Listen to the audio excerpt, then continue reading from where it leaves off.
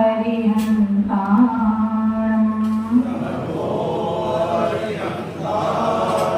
नमो सिद्धाणं नमो आर्याणं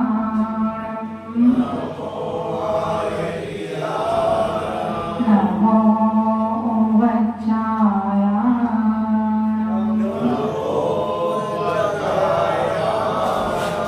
नमो लोये सर्वेशाहूणं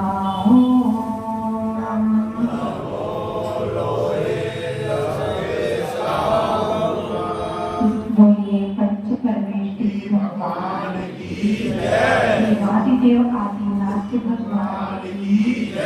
चिंतामणि पार्श्वनाथ भगवान की जय। महावीर भगवान की जय। राजा श्री विद्याभूषण श्रीमती सरस्वती महाराज की जय। श्री जन सरस्वती महाराज की जय। शांत रखिए भूषणी माता जी की जय।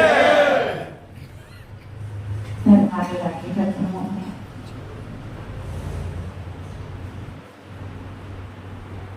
अभी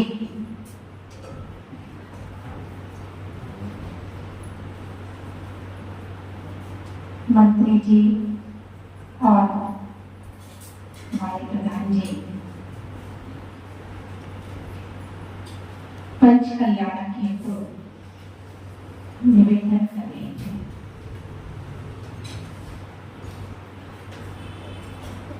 पुण्यशाली जीव को ही यह सौभाग्य प्राप्त होता है और उसमें भी भाग लेने का, जैसा कि अभी बता रहे थे कि सौधर में इंद्र और कुबेर इंद्र तो बन चुके हैं, लेकिन माता पिता ईशान आदि इंद्र भी बाकी है। वे पुण्यशाली होंगे जिन्हें भगवान के माता पिता बनने का सौभाग्य प्राप्त होगा। बड़े पुण्य के उदय से प्राप्त होता है तीर्थंकर के माता पिता बनने का। हम सजीवन रूप से तो नहीं बन पा रहे हैं, लेकिन कम से कम पंच कल्याण में बनने का सौभाग्य को प्राप्त कर ही सकते हैं। और यदि हम भाव से बन गए, हो सकता है आने वाले समय में हम तीर्थंकर के माता पिता बन जाए। तो ऐसा सौभाग्य यदि आपका मन बनता हो तो मन को कभी पीछे मत हटाना। कहते हैं शुभ कार्य में देरी मत करना और अशुभ कार्य में हमेशा देरी करना। कोई बात आपके मन में अच्छी आती है तो उसमें जल्दी से कर लो, और फिर बुरी बात आती है तो उसे टाल दो। राजा दशरथ की बात आती है, आप लोगों ने सुना भी होगा कि राजा दशरथ ने रामचंद्र जी के लिए राजा बनाने की सोची और गुरु के पास गए। गुरु ने समय भी निकाल दिया, कहा इसी क्षण कर दो। तो वे क्या कहने लगे कि नहीं, मैं कोई गलत काम थोड़ी कर रहा हूं, सभी को बुला करके बड़े अच्छे से तिलक करूंगा। क्या हुआ, जिन्हें राजा बनना था पढ़ना चाहिए और उसी समय से तिलक कर देते। गुरु ने कहा, गुरु तो वह होता है जो शिष्य को अंधकार से प्रकाश की ओर ले जाता है। तो कहना क्या है, यदि आपका मन बन रहा हो तो आप पीछे मत हटना और पीछे हट गए तो बाद में सोचोगे काश हम भी बन जाते हैं। चूक हो गई, चूक हो गई, चूक हो गई। इसलिए मन को बनाना अवश्य है। ईशान ने जितने भी पात्र आपसी जो भी क्षमता है, क्षमता के अनुसार प्रत्येक व्यक्ति को कुछ ना कुछ बनना है। ये सोचिए, इस मंदिर में भी हमें कुछ ना कुछ योगदान जरूर देना है हर व्यक्ति को। आप सोचिए हमने तो दे दिया योगदान, लेकिन पंच कल्याणक में भी आपका योगदान होना बहुत जरूरी है। आपने मंदिर बना दिया और शिखर भी बन गया और शिखर पर कलश ना चाहे तो अधूरा रहेगा, और शिखर पर कलश भी चढ़ जाए और झंडा ना लगे तो उसी प्रकार से मंदिर भी बन गया और पंच कल्याण की तैयारी भी कर दी और उसमें आप लोग नहीं बैठे तो आपकी जो भी कैपेसिटी, आप छोटा पात्र बने जाए लेकिन बने जरूर। यह सौभाग्य आपको बार बार नहीं मिलता, ध्यान रखना।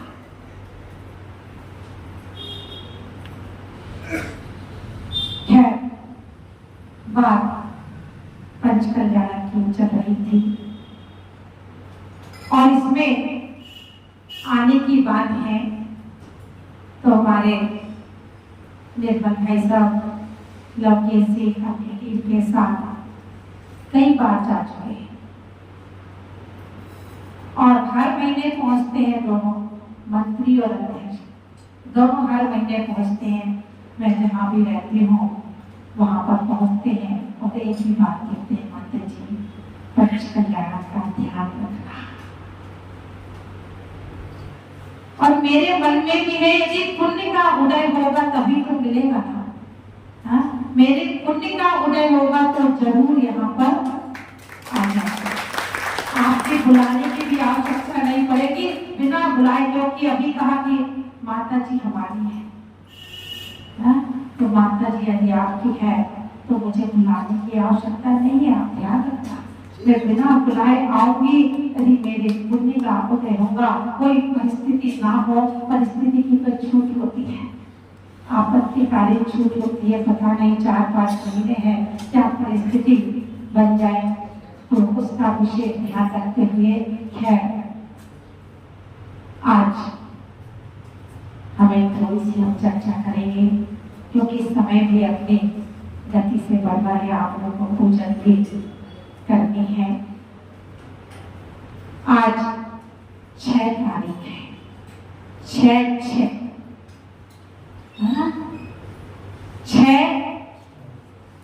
और 6 क्या है? 6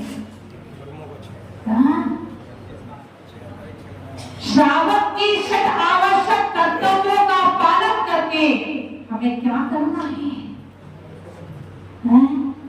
किसका क्षय करना है? कर्मों का क्षय करना है। 6 तो श्रावक की 6 आवश्यक कर्तव्यों का पालन कैसे करें? श्रावक की 6 आवश्यक कर्तव्य कौन से हैं? आप सभी को पता होगा, है कि नहीं पता? कितने लोगों को पता है कि श्रावक की 6 आवश्यक कर्तव्य कौन से हैं? पुजारियों को पता है कि नहीं पता? देव पूजा आप लोग करते हो ना? करते हो कि नहीं करते? देव पूजा गुरु वास्ती, स्वाध्याय, संयम, तप और दान, इसमें से कितने करते हो? मुझे लगता है लगभग आप लोग सभी करते हो। देव पूजा भी करते हो, गुरु की उपासना भी करते हो और स्वाध्याय भी करते हो कि नहीं? करते हो? क्या करते हो स्वाध्याय में? शास्त्र पढ़ते हो। शास्त्र के पढ़ने को हम स्वाध्याय कहते हैं ना। लेकिन स्वाध्याय का अर्थ क्या है? मात्र जिनवानी को पलटना मात्र नहीं है। स्वाध्याय का अर्थ है आप यदि कुछ पढ़ रहे हैं उसको जीवन में उतारने का प्रयास करना और उतार करके स्वयं का अध्ययन करना, वह है स्वाध्याय। और हम लोग क्या करते हैं, 2-4 पन्ने पलट लिए और स्वाध्याय हो गया। नहीं, आप यदि पूजन कर रहे हैं और पूजन की लाइन में भी आपने चिंतन कर लिया तो वह भी आपका स्वाध्याय हो गया। आप एक पूजन करें और एक पूजन बड़े मन से करें, चिंतन करते हुए करें तो भी आपका स्वाध्याय हो गया। देव पूजा, गुरु भक्ति, स्वाध्याय, संयम, और उसमें भी आपने नियम ले लिया। यही बैठे हैं कि जब तक हम माता जी की प्रवचन सुन रहे हैं तब तक हमारे 4 प्रकार के आहार जल करते आ गए। आपका संयम हो गया।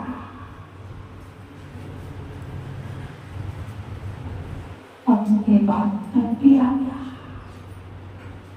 आपने बैठ गए, आपकी बैठने की कैपेसिटी नहीं है इतनी देर तक जमीन पर, तो आप एक जगह बैठ गए,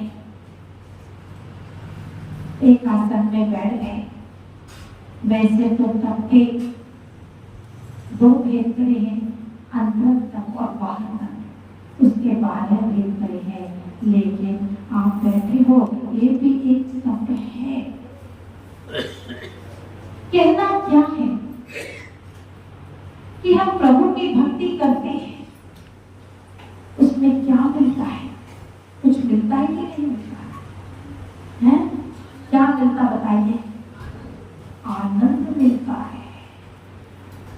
और ये वास्तविकता है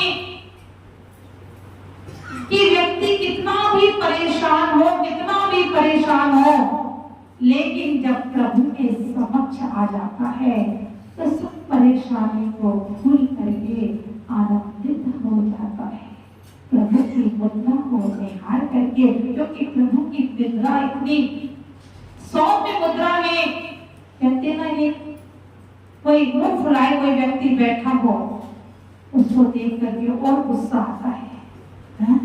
घर में कोई व्यक्ति बाहर से आया, दिन भर आप व्यापार करके आए, ऑफिस से आए और घर में श्रीमती मुंह फुलाए बैठे हो, कैसा लगेगा? और घर में आप आए और आप देखें कि बड़ी खुश हैं, खुश होकर के आपको भोजन करा रही है, पानी पिला रही है, आपसे प्यार से बात कर रही है, तो आपको अच्छा लगेगा। तो हम प्रभु के समक्ष आते हैं और प्रभु की सौम्य मुद्रा को देख करके पुलकित हो जाते हैं। और क्या चिंतन करते हैं, प्रभु से क्या कहते हैं, क्या मांगते हैं? आप लोग क्या मांगते हो प्रभु से? क्या मांगते हो? ईमानदारी से बताना। मेरा बिजनेस अच्छा चल जाए, मेरा बेटा पढ़ लिख करके अच्छा बन जाए, बेटे की शादी हो जाए। क्या मांगते हो? कि मेरा, हे भगवान, तेरे दर पर समाधि मरण हो, तेरा जैसे आप हो वैसा मैं बन जाओ। कितने लोग चाहते हैं? कितने लोग चाहते हैं? ईमानदारी से बता। भगवान के सामने आकर कितने लोग कहते हैं कि ये भगवान मेरा अच्छे से समाधि मरण हो? ईमानदारी से बताना। अच्छा, 4-5 महिलाओं के, 5-6 महिलाओं के हाथ ऊपर, लेकिन कहते हो क्योंकि टाइम ही नहीं मिलता है। क्यों? किस चक्कर में फंसे हैं? नौक तेल तकली के चक्कर में फंसे हुए हैं, परिवार के चक्कर में फंसे हुए हो, गृहस्थ जीवन में फंसे हुए हो। लेकिन ध्यान रखना, पाप कर्म का उदय आएगा तो कोई साथ नहीं देगा।